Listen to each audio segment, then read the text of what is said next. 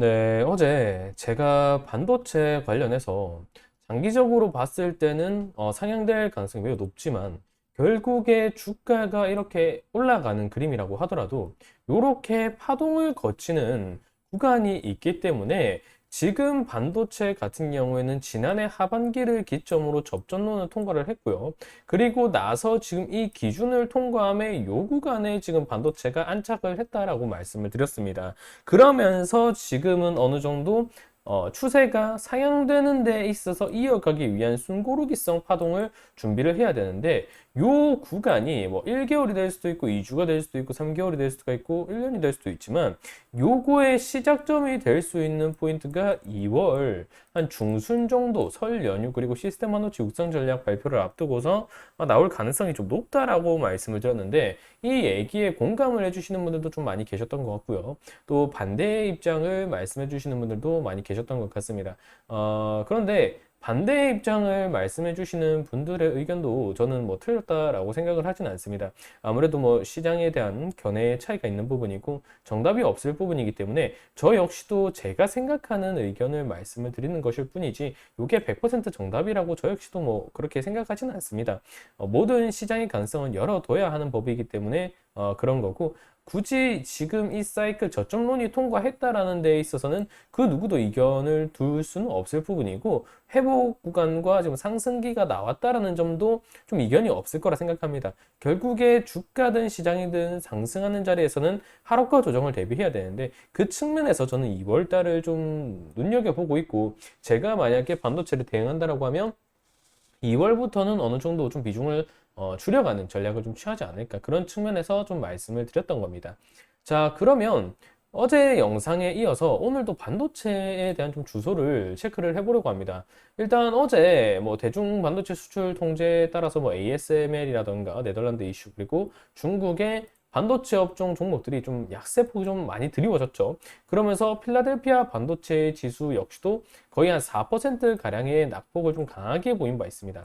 어찌되었든 뭐 4% 정도의 급락을 보인 이후에 지금 안착 지점이 사실상 추세 구간에 필라델피아 반도체 지수가 안착을 했다라고 볼 수 있기 때문에 후반 아래꼬리까지 감안을 한다라고 하면 지금까지는 지금 이 자리까지는 충분히 나올 수가 있을 부분이었다 정도로 해석을 할 수가 있습니다. 하지만 여기서 더 빠졌을 때는 좀 문제가 될 수 있겠죠.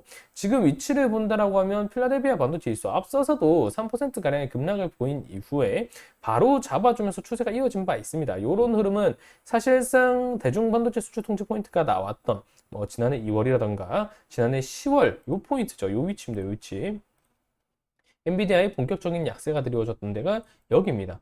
저사양 칩에 대해서도 반도체 통제 포인트를 중국에 대해서 반도체 칩, AI 칩에 대해서 미국이 드라이브를 걸기 시작하면서 이렇게 약세를 보였다가 반등이 좀 빠르게 뿜어져 나온 부분이 있는데 사실 여기서의 약세 자체는 엔비디아가 좀 시총에 대한 주도권이라던가 국내외 증시의 반도체 지수를 좀 끌어올린 부분이 있었기 때문에 대중 반도체 수출 통제에 따른 엔비디아의 주가 컨센서스가 좀 부담이 형성이 되면서 이렇게 약세가 이어진 것도 있지만 지금과 그 당시에는 사실상 좀 환경적인 면으로도 좀 다른 게 있습니다.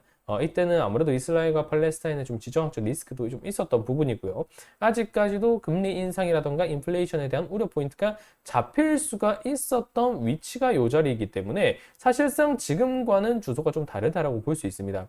하지만 이렇게 빠지고 나서 장기 추세를 이탈하지 않고 변수 캔들 몇 개 두고 이렇게 잡아줬다라는 거는 결국에 반도체 업종에 대한 기대치가 새로운 먹거리로 하여금 잡히고 있다라고 볼 수 있는 거죠. 하지만 그 이후에 제가 말씀드렸죠. 이렇게 주가가 이어지더라도 파동을 거치기 마련이라고 말씀을 드렸습니다. 그리고 이 직선이라고 하면 기준선을 두고 그 밑에 선을 위아래로 두 개 더 그을 수 있죠. 이게 저항이 될 수 있고 이게 지지가 될 수 있는 체크 포인트라고 봐야 됩니다.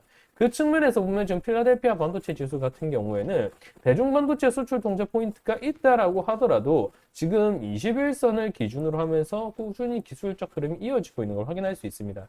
그 측면에서 봤을 때 어제 4% 정도의 급락, 불명 이거는 과락으로 인식할 수가 있습니다. 4%의 급락 포인트가 반도체 업종 지수뿐만이 아니라 지수로 하여금 그러니까 뭐 다우든 나스닥이든 S&P든 4%, 2%만 넘는다라고 하더라도 사실상 급락이라고 표현을 하는데 4% 정도의 약세가 떨어졌다는 것은 적은 수치는 아닙니다.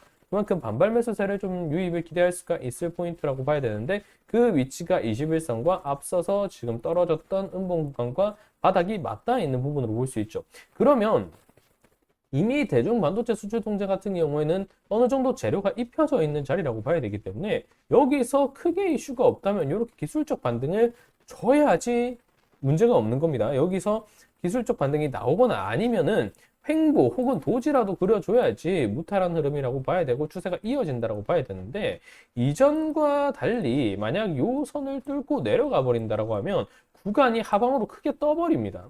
떠버리고 이 이평선 간의 괴리 역시도 좀 크게 형성이 되는 부분이기 때문에 캔들의 형성 과정까지 고려한다라고 하면 여기서 떨어진다라고 하면 이 선이 저항이 되면서 요 구간까지 맞닿을 가능성이 높다라는 걸 열어둬야 된다는 거죠.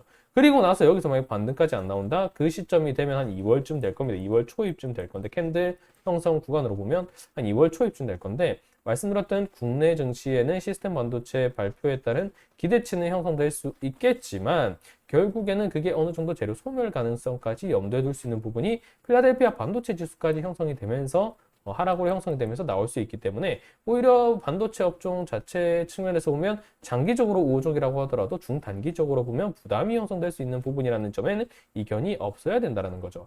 자, 물론 필라델피아 반도체 지수, 미국과 네덜란드 뭐 이런 부분과 달리 우리나라 입장에서 본다면 결국에는 이런 대중 반도체 수출 통제에 따른 유예 조치를 지난해 10월 받은 바가 있기 때문에 1년 정도 그리고 오늘 또 세액공제 관련해서 시설 설비 투자, 반도체 등에 대한 육성 관련해서 설비 투자 측면에 세액공제 혜택을 또 주겠다라고 정부가 발표를 했죠. 그 측면에서 본다면 국내 업종에 있어서 반도체 지수에 대한 기대치는 역시나 좀 커져 있는 상태고 지난해 이 반도체 수출 통제에 따른 엔비디아의 약세가 보였을 때도 우리나라 HBM주라던가 이런 측면은 아무래도 좀 중국향 기대치도 있기 때문에 좀 분위기가 형성이 유지가 되었던 부분이 있습니다.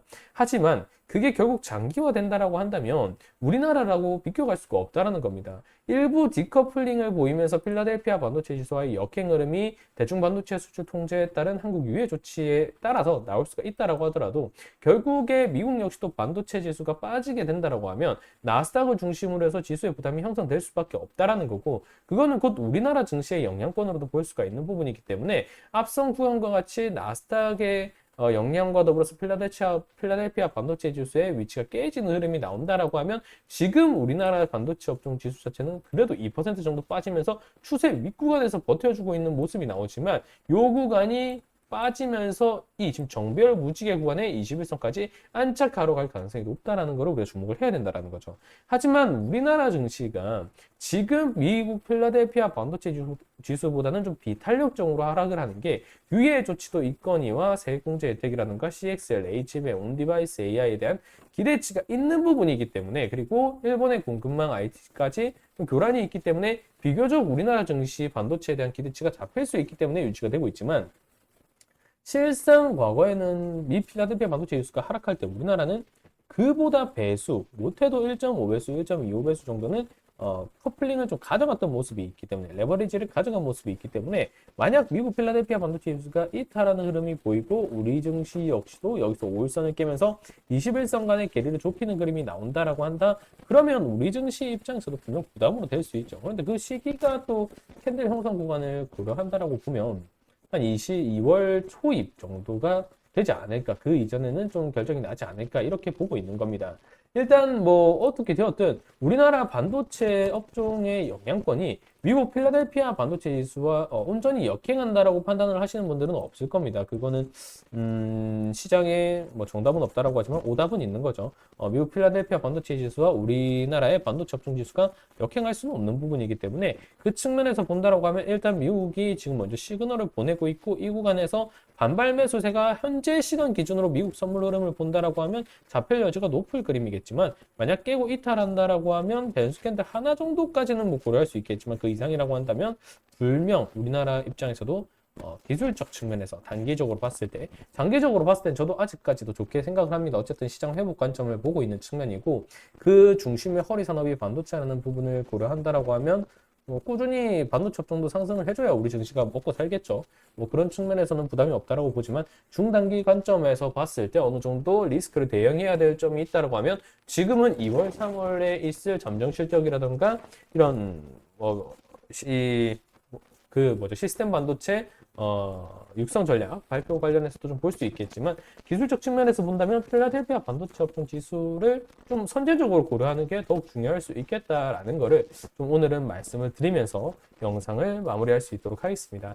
자, 영상이 도움이 되셨다면 좋아요와 구독 꼭 눌러주시고요. 저는 또 다음 영상에서 그럼 인사드릴 수 있도록 하겠습니다. 감사합니다.